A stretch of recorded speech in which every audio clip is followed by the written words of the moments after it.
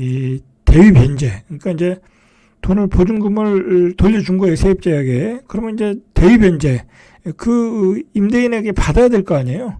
근데 받은 금액이 굉장히 적다. 그래가지고 손해본 금액이, 그러니까 아직 받지 못한 금액이 지난해 말 기준으로 4조 2,500억 정도. 4조 2,500억 정도. 이제 주인한테 못 받으니까 어떻게 되겠어요? 경매를 통해서 받아야 되겠죠? 그럼 경매를 통해서 받으면 이 중에 한 2조 정도는 날아갈 수 있겠죠. 그러니까 대한민국 국민들의 세금이 그 투기꾼들, 그죠? 투기꾼들이 떼어먹은 돈으로 날린 거야. 자, 그런 그 대위 변제 채권 잔액이 21년 말에 6,638억이었고 2022년도에 1조 3,700억이었고 불과 2년 사이에 6.4배가 늘어났다는 거야. 뭐 이게 늘어나는 것은 우리가 매일 보는 사기꾼들, 전세 사기꾼들 통해서 알 수 있죠. 그죠? 자, 그 사람들이 이 돈을 다 갖고 도망간 거야. 다 어디다 숨겨놨겠죠. 그죠? 자, 문제는 뭐냐면 이 전세 보증금 반환 제도 때문에 전세 사기 사건이 일어났다라는 게 문제인 거예요. 거기에 문제가 있는 거야.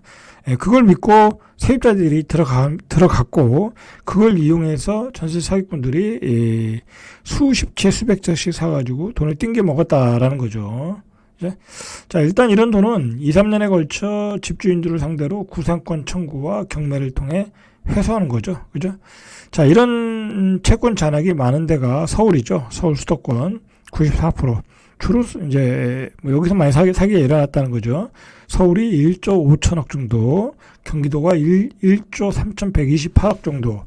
인천도 많네요. 인천도 1조 1,843억. 그러니까 이런 자금들이 다 들어가서 집값을 올린 거야. 결국은 투기꾼들이 갭 투자했다는 건 뭐예요? 수십 재, 수백 재를 샀다는 건 뭐예요? 그들이 집값을 올렸다는 거지. 그죠? 자, 서울에서 가장 많이 이제 발생한 곳이 강서구죠. 채권 잔액이 5,237억. 여기가 34%야. 강서구는 경매에 들어간 지도를 보면 거의 빨개, 화곡동은. 정말 어떻게 이런 일이 벌어졌나 모르겠어요. 양천구가 1,594억, 구로구가 1,555억. 그러니까 이게 갭이 적은 지역들이야, 전부 다 보면. 그죠? 강남은 그래도 갭이 있었거든. 그러니까 사기꾼들이 거기서 갭 투자가 안 됐던 거야. 자, 경기도 부천시도 많아요. 4,600억, 4,675억. 인천의 부평구가 3,319억, 미추홀구가 2,894억, 서구가 2,322억. 자, 이렇게 많은 그 변제 잔액들이 남아있다. 결국은 국민의 세금이다. 이게 다. 자, 문제는 이 채권 잔액에 비해 회수율이 떨어진다는 거죠. 회수율이. 자, 2019년에 58%였던 회수율이 2019년에 58%, 2020년에 50% 떨어졌죠. 8%가 21년에 42%. 이 집값이 떨어져서 그래요. 그죠? 22년에 24%. 그러면 23년에는 한 10몇 프로 되겠죠? 그렇죠. 지난해 7월 기준으로 15%까지 채권 회수율이 떨어졌다라는 거죠. 자, 이렇게 되니까 주택보증공사가 재정 건전성이 나빠지고 다시 세금을 투입해야 되겠죠.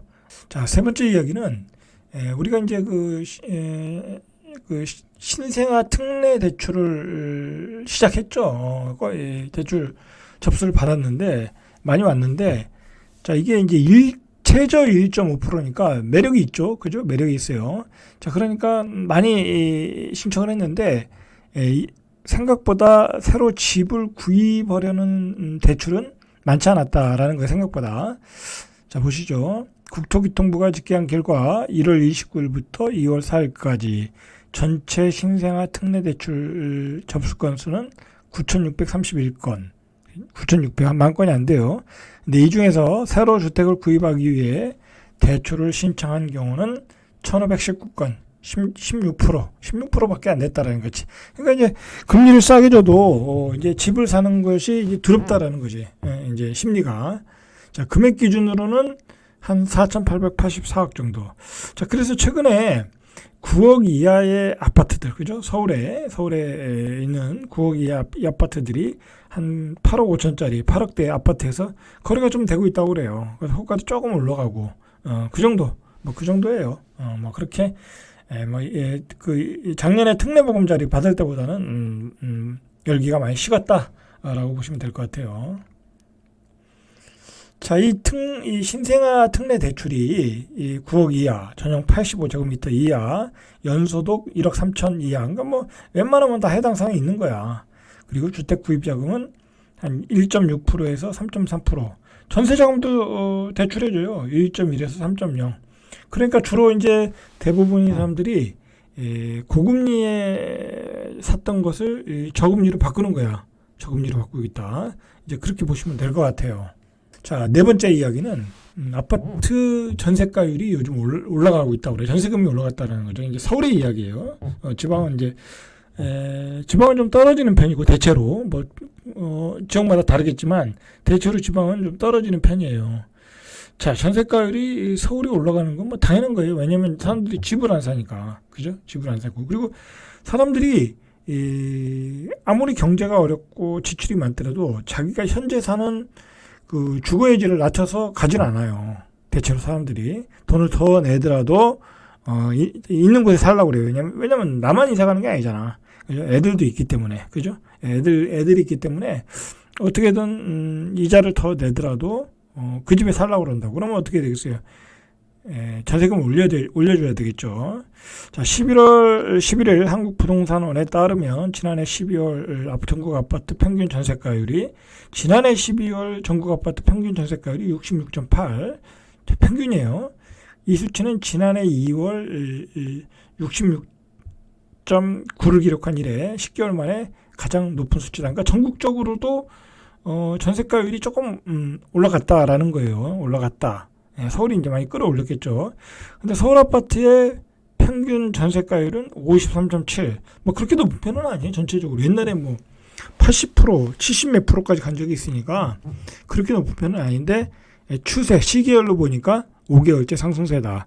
실제로도 많이 올랐을 거예요. 뭐 내일 한번 보시죠. 얼마나 올랐나. 자, 지난해 1월에 54.7이니까 기록한 이래 11개월 만에 가장 높았다. 그러니까 지난해 1월보다 이제 집값은 떨어졌고 전세가는 올라갔으니까. 자, 구별로 보니까 종로구가 62%, 중량구가 61.6, 구로구가 60.8, 중구가 60.7, 강북구가 60.2%. 그러니까 이제 강북구 중심으로 한 60%대, 그죠? 60%대. 아직 그렇게 높은 편은 아니에요.